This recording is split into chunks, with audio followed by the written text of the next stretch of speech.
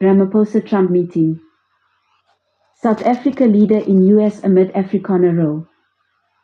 To our dear viewers, this is a detailed report about the bilateral meeting between Ramaphosa and Trump in the White House's Oval Office today, as stated Al Jazeera, and told in video by Green Business TV.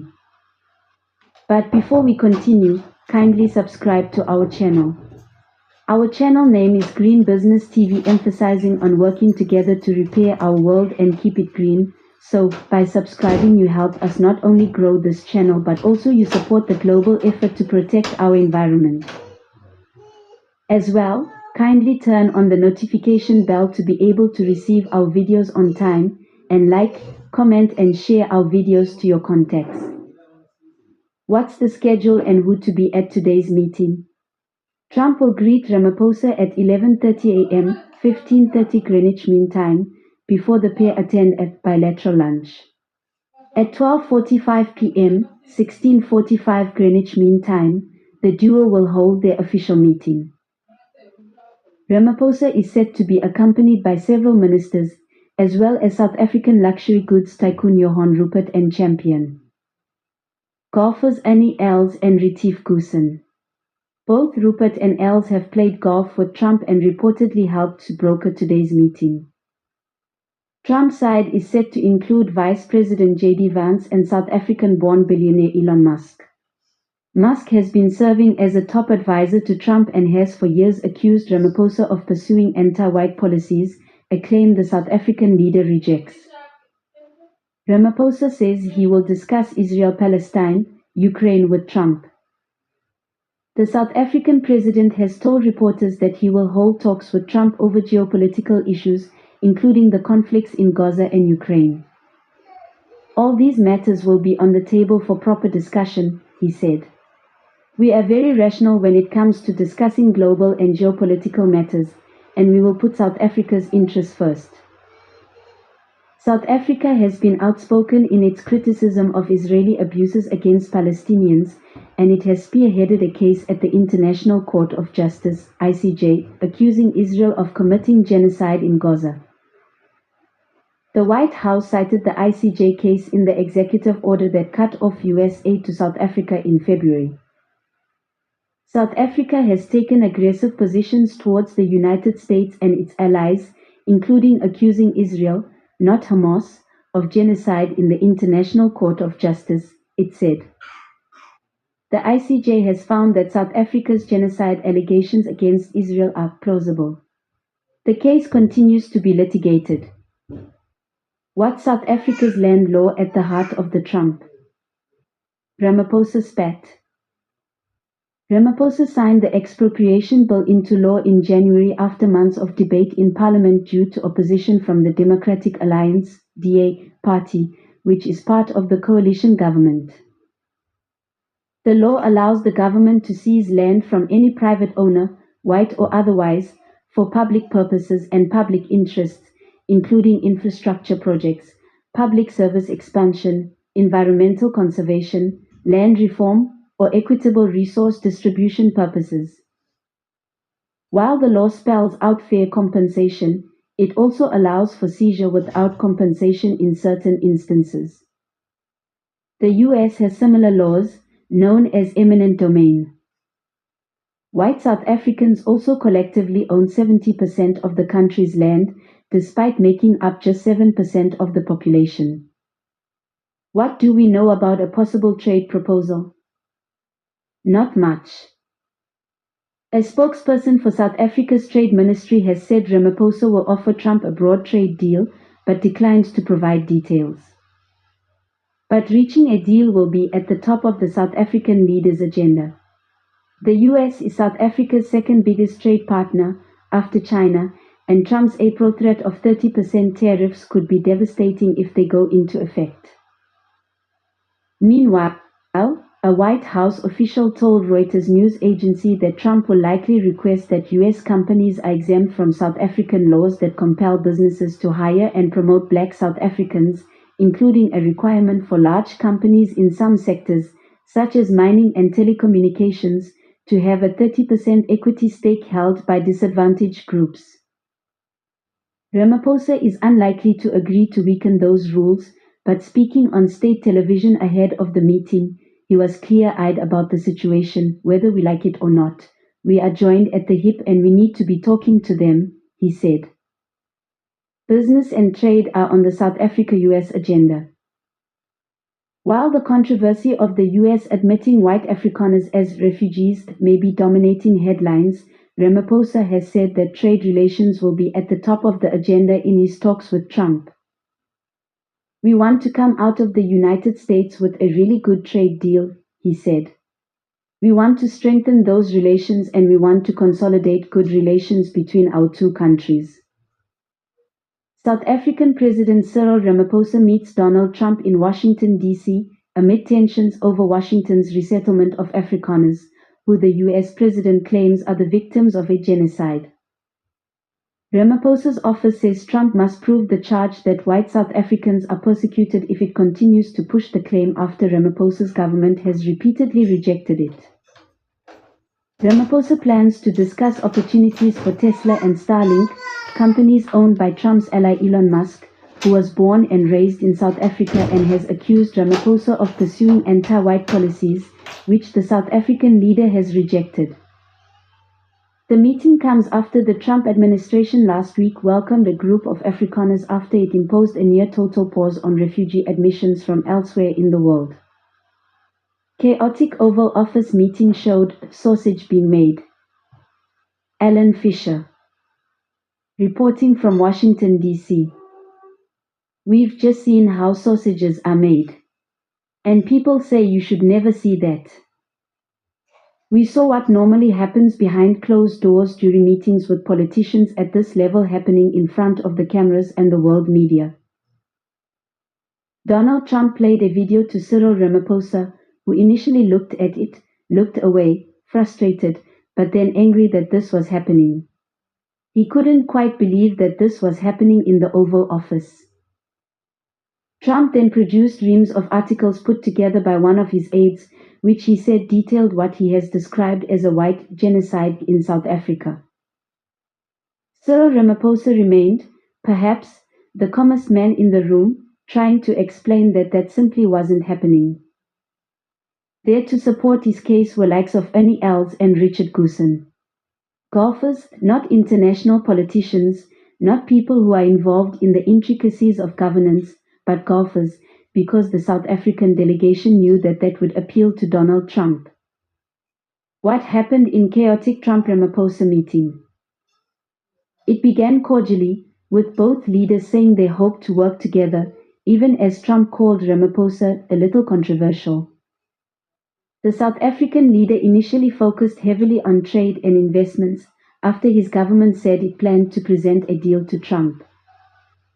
But things soon devolved over Trump's claims of persecution of white South Africans, which he has called a genocide.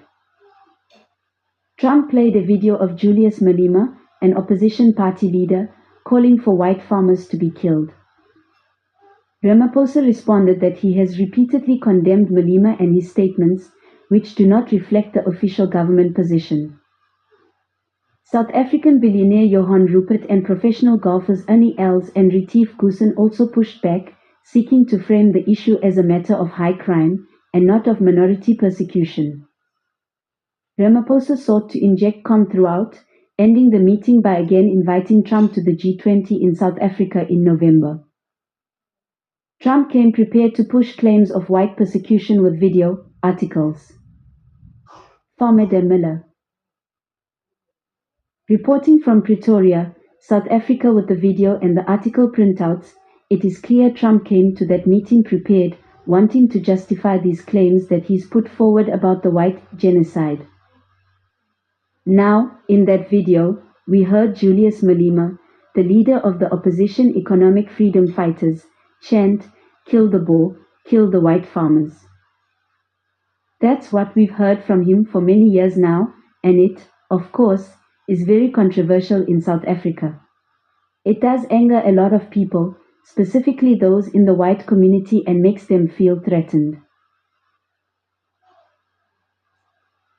Many feel that it is hate speech. It's been taken to the Constitutional Court. Others would say it's not to be taken literally. We heard from the South African president, as well as his ministers and others in the delegation, saying that there is no genocide in South Africa. Crime data shows only a small number of farmers are killed every year amid a much higher murder rate. Ramaphosa renews G20 invitation to Trump. The South African president has concluded the contentious meeting by renewing his invitation for Trump to attend the Group of 20 summit that will take place in Johannesburg in November. I want you to come to South Africa for a state visit. And I also want you to come and participate in the G20, and I want to gladly hand over to President Trump to take the leadership of the G20 forward, Ramaphosa said. The US had refused to participate in previous G20 meetings at the ministerial level in South Africa earlier this year. It is not clear whether Trump will attend the summit in November. Agriculture Minister says majority of farmers want to stay in South Africa. John Steenhuisen, South Africa's Minister of Agriculture, pushed back against the video shown by Trump during the meeting, which included speeches made by the Economic Freedom Fighters Party calling for violence against white farmers. We have a real safety problem in South Africa, and I don't think anyone wants to candy coat that, said Steenhuisen, a member of the Democratic Alliance Party who joined Ramaphosa on his trip.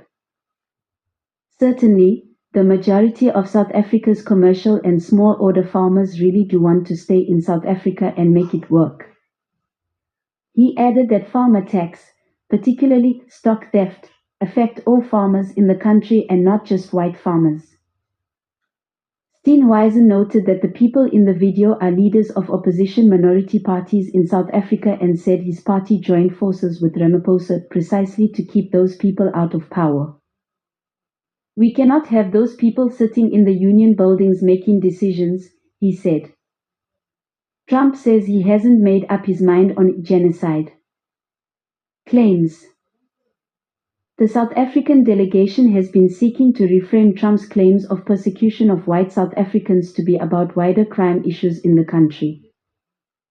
Several ministers, South African golfers, and billionaire Johann Rupert all weighed in. A reporter asked Trump if he had made up his mind on whether genocide was being committed in South Africa. I haven't made up my mind, he replied. Ramaphosa seeks to calm the situation. The South African leader appeared visibly uncomfortable amid what appeared to be the Trump administration's pre-planned and public confrontation with Ramaphosa over alleged persecution of white farmers. Still, he tried to inject some calm in the exchange, saying, I really would like us to talk about it and talk about it very calmly. We were taught by Nelson Mandela that whenever there are problems, people need to sit down around the table and talk, he said. This is precisely what we would also like to talk about, including, of course, trade matters, investment matters. He also sought to inject a bit of levity, responding to Trump's exchange with a reporter over a jet given by Qatar, saying, I'm sorry I don't have a plane to give your country. Ramaphosa pushes back on video shown by Trump. A portion of the video shown by Trump during the meeting showed speeches made by the Economic Freedom Fighters Party calling for violence against white farmers. Ramaphosa responded that the speeches are not government policy. We have a multi-party democracy in South Africa that allows people to express themselves, political parties to adhere to various policies. And in many cases, or in some cases, those policies do not align with government policy, Ramaphosa said. Our government policy is completely against what the speaker in the video was saying, he said. They're a small minority party which is allowed to exist in terms of our constitution. Ramaphosa denied that land was being confiscated and people were being killed. He acknowledged there was crime in the country, but it affects both white and black residents. Trump now showing articles he claims show persecution of White South Africans. The Ramaphosa and Trump meeting has devolved after Trump played a video he claimed showed evidence of white South Africans being persecuted. He then rifled through a series of articles that he said showed further proof of the persecution. They kill the white farmers, and when they kill the white farmers, nothing happens to them, Trump said. Rights groups have never found credible evidence supporting genocide claims in South Africa. Trump responds with video after Ramaphosa pushes back on genocide claims. The South African leader has said it will take Trump listening to stories of South Africans to disprove his unsupported claims of genocide in South Africa. It will take President Trump listening to the voices of South Africans, some of whom are his good friends, like those who are here. It will take President Trump to listen to them, he said. Trump responded that there were thousands of stories and documentaries supporting the claim. He then played a video to a visibly uncomfortable Ramaphosa. It was not clear what the video showed or if it included verified information, but Trump said one portion showed burial sites of thousands of white farmers. Ramaphosa asked him where the footage was from, saying, "This, I've never seen." Trump claimed it was in South Africa. Trump repeats a genocide claim in front of Ramaphosa. The first potential friction of the meeting has emerged, with Trump saying his administration accepts refugees fleeing genocide when asked about bringing white Afrikaners to the US. "We do have a lot of people who are very concerned with regard to South Africa, and that's really the purpose of the meeting, and we'll see how that turns out," he said.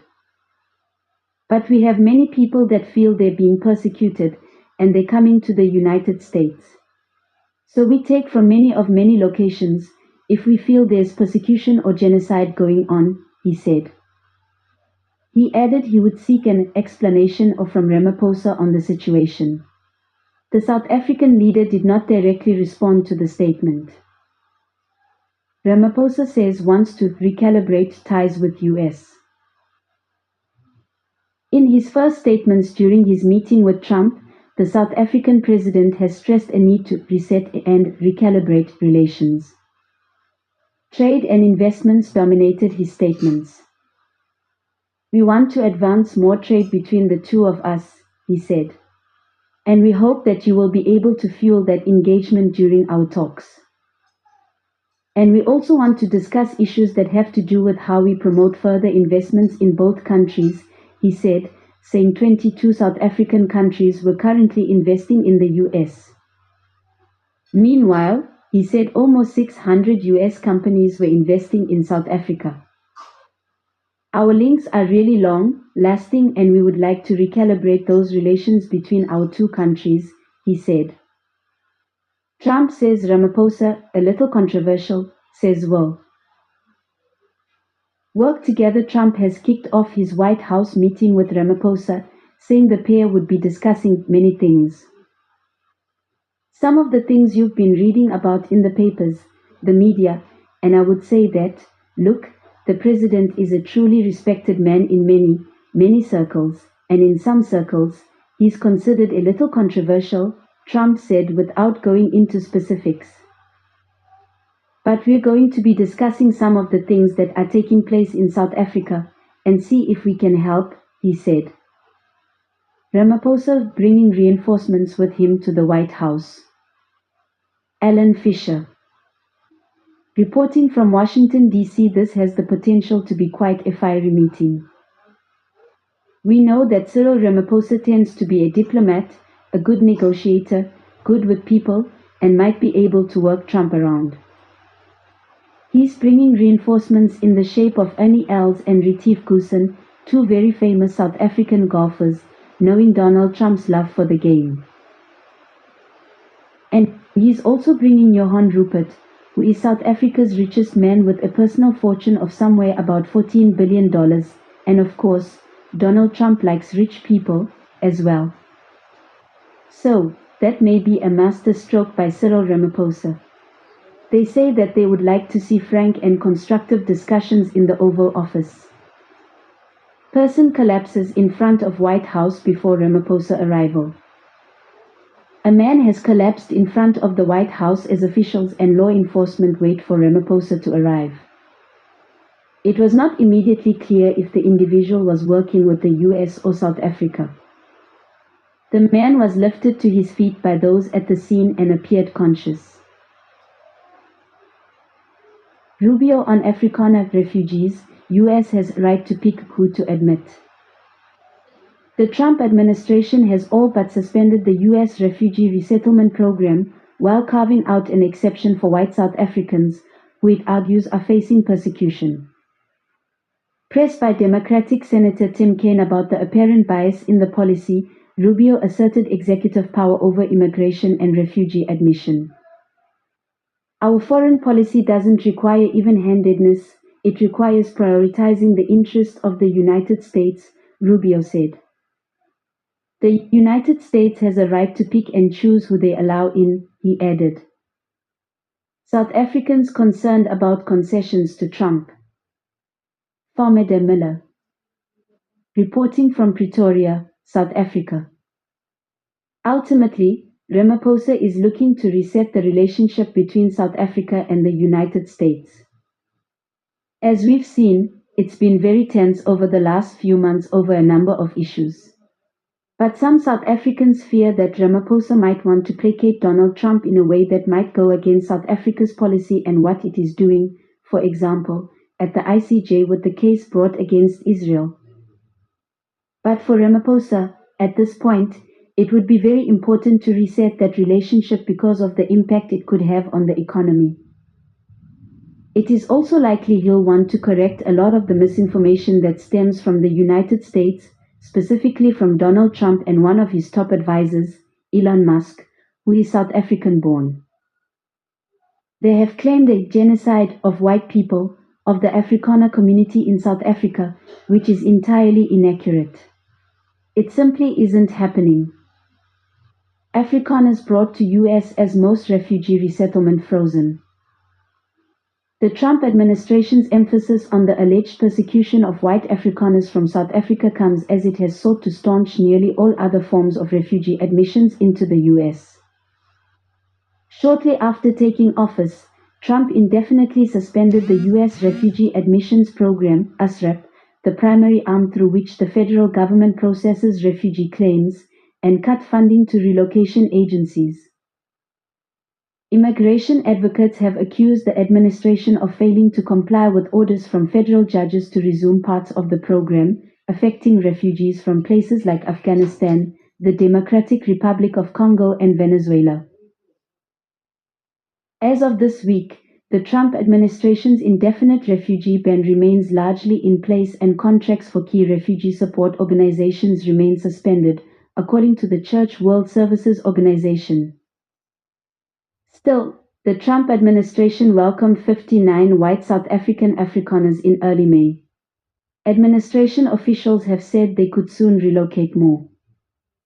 Rubio says US very concerned over South Africa's ICJ case against Israel. US Secretary of State Marco Rubio cites South Africa's complaint at the UN top court alleging genocide by Israel against Palestinians to underscore the tensions between the two countries. It echoes some of the charges that are being made by some of the biggest enemies of Israel that happen to be ours, whether it's Iran, whether it's radical groups that chant, "Death to America, death to Israel," Rubio told senators yesterday.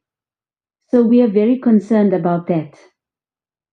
The top US diplomat added that Washington is exploring Ramaphosa's push to reset ties between the two countries. But we do so with eyes wide open to what they've done so far, he added. Who is Ramaphosa? The 72-year-old South African leader was born in apartheid-era South Africa and became an activist against colonial rule and the subsequent apartheid system. After earning his law degree, he became a lawyer for the Council of Unions of South Africa, CUSA. His work with labor unions helped him build political connections. Ramaphosa later became the Secretary General of the African National Congress shortly after an apartheid-era ban on the party was lifted in 1990. He later served as Chairman of the Constitutional Assembly, helping to draft the country's 1997 constitution. He became president in 2018, following the resignation of fellow ANC member Jacob Zuma. Where's Trump's One Big, Beautiful Bill? As he meets the South African leader, Trump will have an eye on his major tax and budget proposal that is advancing through the House of Representatives. Trump visited Capitol Hill yesterday to urge lawmakers to pass the bill, which he has portrayed as essential for implementing his vision for the economy. But the passage of the bill is far from guaranteed. Republicans have a razor-thin majority in the House, and some right-wing members are objecting to the measure, arguing that it does not cut spending enough and would add trillions to the national debt. The Rules Committee has been debating the bill since the early hours of Wednesday. If the panel advances the measure, it could go to a floor vote. The Senate, where Republicans have a 53-47 majority, will then have to approve the proposed legislation before Trump signs it into law. What is genocide? And why have no credible human rights groups found evidence in South Africa? Trump has accused South Africa of carrying out a genocide against white Afrikaners, one of the worst atrocities under international humanitarian law.